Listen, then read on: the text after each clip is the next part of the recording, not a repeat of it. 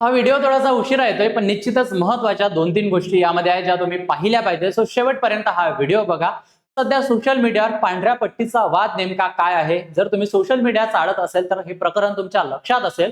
पण याच अनुषंगाने मग हे जैन साधू अनवाणी पायाने का चालतात? या प्रश्नाचं उत्तर आपण या व्हिडिओमध्ये बघणार आहोत. सोबतच हा जो वाद काही पेटलेला आहे त्यामधून एक महत्त्वाचा शब्द बाहेर आलेला आहे. तो शब्द आहे सांस्कृतिक दहशतवाद. आता हा सांस्कृतिक दहशतवाद का असतो हे सुद्धा आपण जाणून घेणार आहोत. आणि महत्त्वाचा अजून जैन फिलॉसॉफीला धरून असलेला जो कॉन्सेप्ट आहे अनेकांतवाद, तो अनेकांतवाद म्हणजे नेमका काय आहे, त्यामागील गोष्ट हे सुद्धा आपण या प्रकरणातून समजून घेणार आहोत, त्यावर चर्चा करणार आहोत. So hello friends, welcome to all. मी प्रतीक कुमार स्वागत करतो तुम्हा सर्वांचं पुन्हा एकदा एओनएसच्या युट्यूब प्लॅटफॉर्म वरती. विषयाला सुरुवात करूया, पण तत्पूर्वी तुम्ही जर राज्यसभेसाठी तयारी करत असाल तर उत्तर लेखन 0 to Hero हे पुस्तक मार्केटमध्ये अवेलेबल आहे. मुख्य परीक्षेच्या दृष्टिकोनातून अतिशय महत्वाचा आहे. आन्सर रायटिंग महत्वाचा भाग आहे. त्याच अनुषंगाने या पुस्तकामध्ये मी मार्गदर्शन केलेलं आहे. निश्चितच तुम्ही मार्केटमधून खरेदी करून घेऊ शकता. बघा, हे आहेत वर्धमान महावीर, जैन धर्माचे 24वे तीर्थंकार आणि शेवटचे तीर्थंकार. आणि यांना मानणारा वर्ग सुद्धा खूप मोठ्या प्रमाणात आहे, जो जैन समुदाय आपल्याला दिसून येतो. आणि मग धर्म म्हटलं तर धर्मात काही गोष्टी निश्चितच त्या ठिकाणी असतात ज्या काही ऑब्जेक्शनेबल सुद्धा असू शकतात, आणि त्यालाच घेऊन हा एक वाद सुरू झालेला आहे. नेमका मुद्दा काय आहे तर घाटकोपर मधील अनेक सोसायटीमध्ये पांढऱ्या पट्ट्यांचा नवा व्हिडिओ समोर आलेला आहे.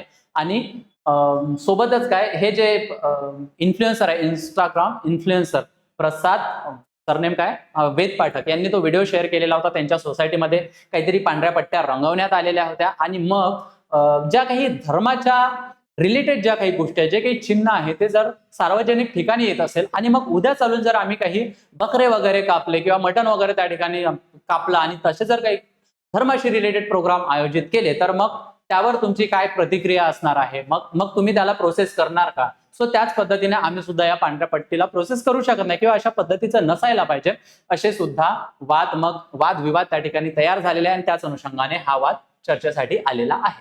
ठीक आहे. तर बघा, मुंबईतील घाटकोपर येथील कैलाश एव्हेन्यू परिसरात रस्त्यावर पांढऱ्या पट्ट्या दिसून आल्या. सोशल मीडियावर या पट्ट्यांबद्दल प्रश्न उपस्थित करण्यात आले. आणि जेव्हा एखादी गोष्ट सोशल मीडियावर येते तर ती चर्चेविना राहत नाही. अनेक तज्ज्ञ लोक आपलं मत त्या ठिकाणी मांडत असतात आणि त्याच अनुषंगाने चर्चेला उधाण येतं आणि त्यामधून बऱ्याचशा नवीन नवीन गोष्टी दिसून येतात. काहींनी या गोष्टीला धार्मिक परंपरा म्हटलेला आहे, धर्माशी जोडलेली गोष्ट आहे आणि त्यामधून कुणाला काही नुकसान वगैरे नाही असं सुद्धा सांगण्यात आलेलं आहे.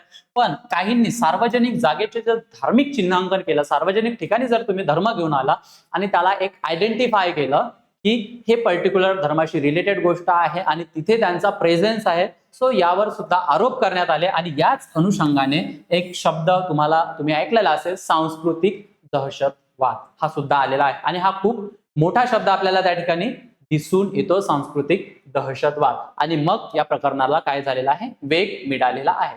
पण आता आपण काय पाहणार आहोत तर जैन साधू अनवाणी का चालतात हे का आपण बघणार आहोत. कारण या ज्या पांढऱ्या पट्ट्या आहेत त्या पर्टिक्युलरली जैन साधूंसाठी तयार केलेल्या असतात, रंगवलेल्या असतात. ठीक आहे, हे सुद्धा समोर सांगतो.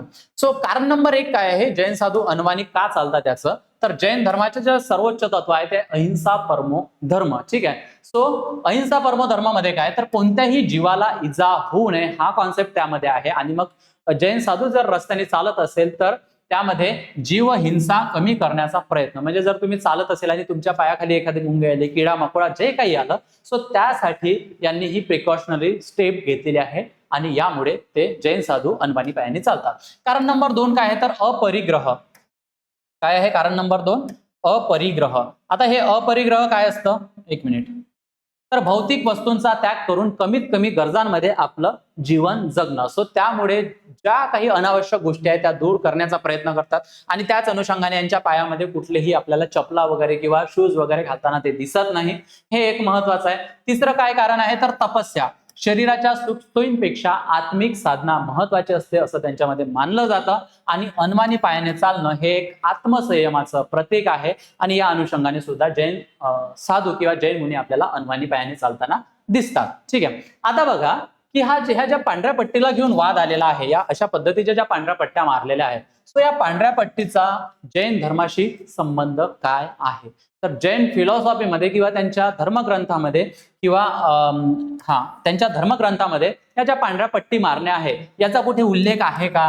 हे धर्माशी जे रिलेट करणारी जी गोष्ट आहे, तो धर्मग्रंथामध्ये अशा पद्धतीचा कुठेही उल्लेख नाही. जसं मी बोललेलं होतं की प्रत्येक धर्मामध्ये माणसांनी काही ना काही गोष्टी ऍड करत गेलेल्या आहे. मग त्यामागची कारणं काय आहेत? कारणं वेगळीच राहतात आणि मग ती धर्माशी गोष्ट जोडल्या जाते आणि मग पुढे पुढे काय ती कंटिन्यू होत राहते. सो अशाच पद्धतीचा हा काही कॉन्सेप्ट असेल तर समर्थकांचं म्हणणं काय आहे? तर जे उन्हाळा असतो, जेव्हा अत्यंत ऊन असते आपल्याला त्या ठिकाणी, सो उन्हाळ्यामध्ये रस्ते अत्यंत तापतात आणि मग त्यामधून काय आहे, पांढरा रंग जर तिथे वापरला तर उष्णता कमी करतो आणि उष्णता कमी झाल्यामुळे साधूंना चालणे सोपे होते, त्या मार्गाने चालणे सोपे होते, पायाला चटके कमी बसतात. हा एक आपल्याला त्या ठिकाणी काय त्यांचं म्हणणं आपल्याला दिसून येतं, त्यांचं आर्ग्युमेंट दिसून येतं. दुसरं काय आहे तर जसं की पावसाळा जर सुरू झाला तर पावसाळ्यामध्ये अनेक जीवजंतू रस्त्यावर येत असतात.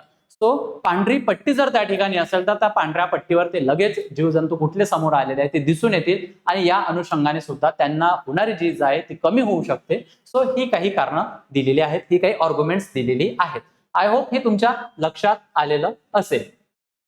आता बघा, यासारख्याच बऱ्याच काही आश्चर्यकारक गोष्टी सुद्धा आपल्याला दिसून येतात. गोष्टी आश्चर्यकारक नाही, गोष्टी महत्वाच्याच आहे, पण त्याची कारणं काही आश्चर्यकारक वाटू शकतात. जसं की पाणी गाळून पिणे, हा एक महत्वाचा आहे. सगळेच जण पाणी गाळून पितात, पण यामागे जे कारण देण्यात आलेलं आहे, सूक्ष्म जीवांना इजा होऊ नये म्हणून पाणी गाळून प्यायचं असतं, हे एक आश्चर्यकारक कारण आपल्याला वाटू शकतं. त्यानंतर काय की रात्रीचं जेवण टाळणं. का टाळणं? बरेच लोक आता तर आपल्या हेल्थ कॉन्शियस असल्यामुळे सुद्धा रात्रीचं जेवण टाळत असतात. सो पण यामागे कारण काय दिलेलं आहे, तर अंधारात सूक्ष्मजीव अन्नात येऊ शकतात अशी श्रद्धा असल्यामुळे, अशी धार्मिक श्रद्धा असल्यामुळे बरेच जण रात्रीचं जेवण करत नाही. सो अशा काही गोष्टी आपल्याला दिसून येतात.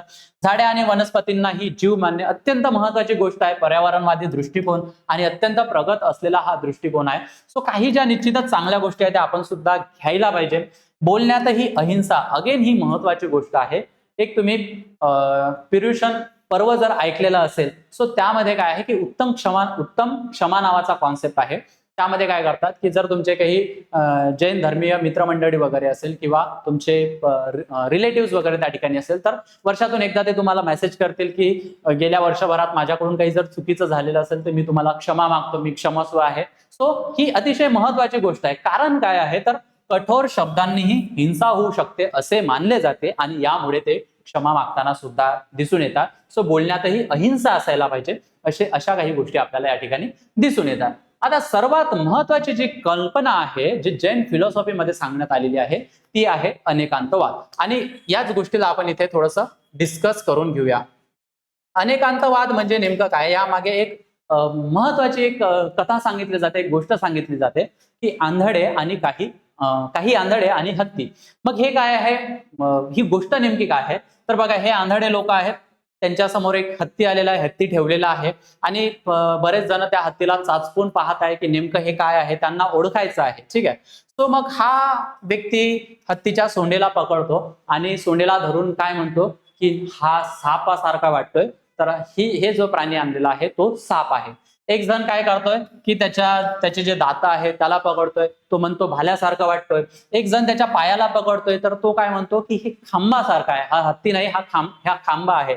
एक जण त्याच्या कानाला हात लावून बघतो तर तो म्हणतो की हा पंखा आहे, जो आपला हवा घालाचा जो पंखा असतो तो म्हणतो की हे पंखा आहे.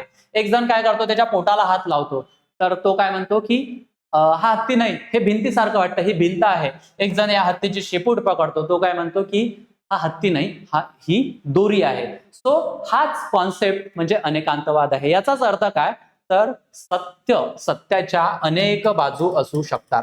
सत्याच्या काय आहे? अनेक बाजू आहेत आणि त्यालाच यामध्ये काय म्हणलेलं आहे? अनेकांतवाद म्हटलेला आहे. या प्रकरणाच्या अनुषंगाने जस्ट ही एक गोष्ट सांगायची होती की जैन फिलॉसॉफी मधली अनेकांतवादाचा कॉन्सेप्ट काय आहे. सो आय होप ही गोष्ट तुमच्या लक्षात राहील. आणि मग नेमकं हे जे प्रकरण सुरू झालेलं आहे, ठीक आहे, पांढऱ्या पट्ट्यांना घेऊन, यामागेही अनेक सत्याच्या बाजू असू शकतात.